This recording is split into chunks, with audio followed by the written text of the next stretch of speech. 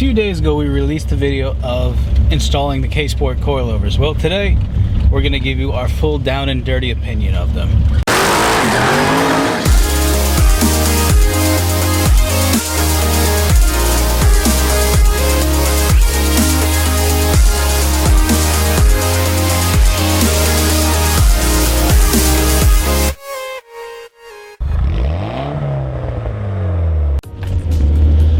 To start this all off, let's just say that it is a gorgeous day outside. It is beautiful. This is great driving weather. I get to wear my brand new sunglasses I just got. I have to wear prescriptions because I'm blind.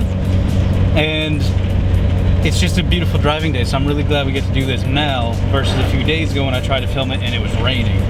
But for any of you who are just tuning into this channel for the first time, I own a 2003 yellow Mitsubishi Lancer Evolution 8.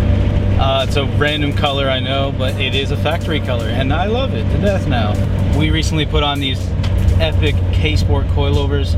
These guys are amazing. Now, to give you guys some insight on these coilovers, they are Ksport. They're pretty closer towards the bottom as far as the quality for the coils that I bought. I'm not saying that they're bottom tier or anything like that. I'm just saying that I went with something that was a little bit more budget friendly, simply because a lot of people put on the most expensive coils that they can get their hands on, like, you know, top tier Fortunes or Fields, or I even know some people that have Ulms and the higher end Bilsteins that are completely rebuildable and modular and all that. And those are great and handy and all, but they're expensive. And if you're like me and you're trying to build your car on a budget, honestly, a lot of guys go to like Megan Racing or Tane, which is not a bad option for a budget option, but having messed with Tanes in the past with other people's vehicles, they're just not a safe option because I've noticed that they kind of fail. Like, they're decent quality and they'll last you a little while, but a buddy of mine has a blue WRX and we tried to help fix his coils and they were broken, they were damaged. One of the locking collars was pretty much gone. I can't even get it out of my mouth. And then also with, like, our Red 240 had Tanes on there and they also gave up and failed and the collars blew out the bottom. Now granted, yes, they were bottomed out, so that was a possibility, but the fact is there were still locking collars. They should have worked. That's really the bottom line with that. They should have worked, but instead we saw that they didn't. Also, on top of that, like, I know other guys on Instagram that I'm connected with, and they've all pretty much said the same thing, that the Tanes, while they're a budget option, they're not comfortable. They're pretty harsh, pretty stiff. These, on the other hand, are not. This particular set of Ksports has fully adjustable dampers for the front and the back, completely adjustable shock ride height, as well as preload. So when it comes to all of your levels of adjustability, I got this set for right around $800. It was pretty cheap. It's really affordable. And if you're gonna spend $600, $700 anyway on a set of Tanes, why not just go the extra 100 and buy the better quality, longer lasting Ksports? This isn't a product sponsor, by the way. I want this out there now before I keep on going. This is totally my opinion. If you disagree, that's what the comment section's for. If you do agree, that's also what the comment section's for. But all that said, let's get back to business. These things are comfy.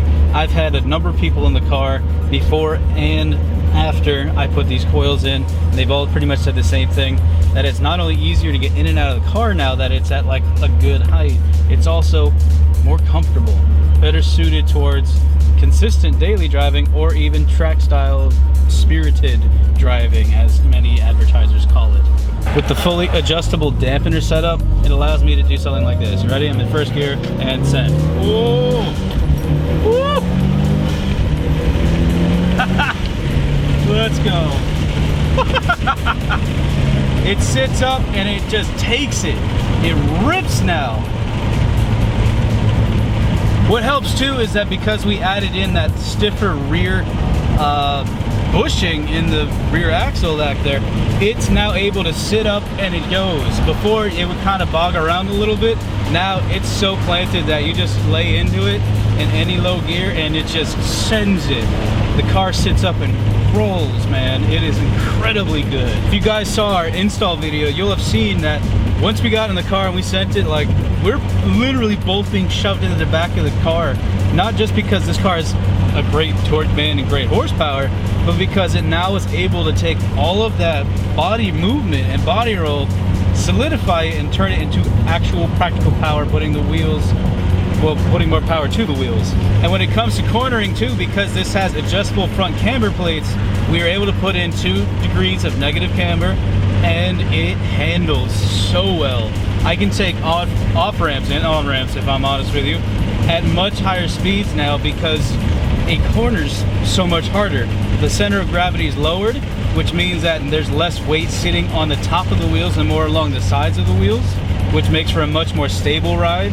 And because there's that lower center of gravity, now if it tries to like lean out or whatever, it's leaning against the wheels, leaning against the tires, and with that camber there, it helps stabilize it even further. It makes it flatter in corners. That rail sensation that we're used to having in this car is now been amplified, and I love it. I tell people all the time, I didn't build this car as like some crazy drag car with all kinds of horsepower. No, I wanted this car to be a fun whip that I could go anywhere and do stupid stuff with. For example, taking an on-ramp onto a different highway that's meant to be a 20-mile-an-hour on-ramp at 60. That's something that most people would not be able to say they can do and not get any tire squeal out of. And now we can do that. Here, let's see if I can nail this corner.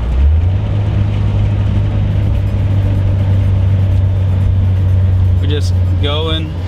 It's probably a 15-mile-an-hour turn, and I'm one-handing it. And then we're sending it.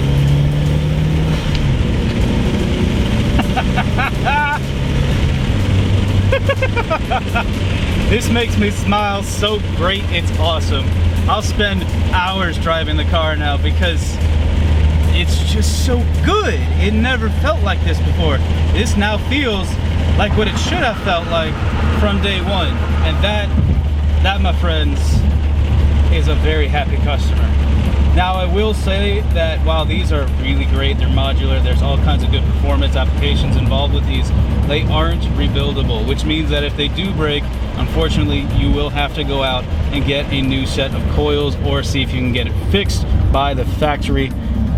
It's just the reality of the situation. If you were to buy something like Fortunes, those are rebuildable, they are modular, and you are able to take that thing apart, put in the new pieces if you need to, and keep on going from there. So it's just something to keep in mind. It's something to be aware of. Otherwise, these are great. If you're trying to modify your daily, these coils are supreme. These are so good, so good. I would not tell anyone to get anything other than these if they're trying to build like a really fun daily setup, because they take bumps, they take hits like no problem. This car's ride height right now is actually set up beautifully because I can still, believe it or not, go over speed bumps without any scratches, without any scrapes, without any drama, really. It's beautiful. I'm able to do my normal life at a lower height with more performance, power, and applications. This is how it should have been, man. I'm telling you, this is how it should have been. All that said, as a budget option, look into Ksport. Seriously, if you're gonna modify your car and you're gonna lower your car, look into Ksport. There's a number of options they have. They even have a bag setup if you wanted to go that route. Obviously, that's gonna cost more, but if you're on a budget, these coils are a great option. I'll leave a link to the actual site where I bought mine from in the description, just so that if you guys wanted to get some for your Evo, or if you wanted to see if there was another application that was available within that same power bracket, you can find it there. Otherwise, I hope you guys enjoyed this video. Like and subscribe if you haven't already, and tell me, what are you guys doing to your cars this season? We have a lot of stuff planned for this Evo, and we have a lot more stuff planned for our 240 build that's finally gonna get off the ground and running. And as always, I hope you guys enjoyed this video. God bless y'all, and we'll see you on another episode. Peace!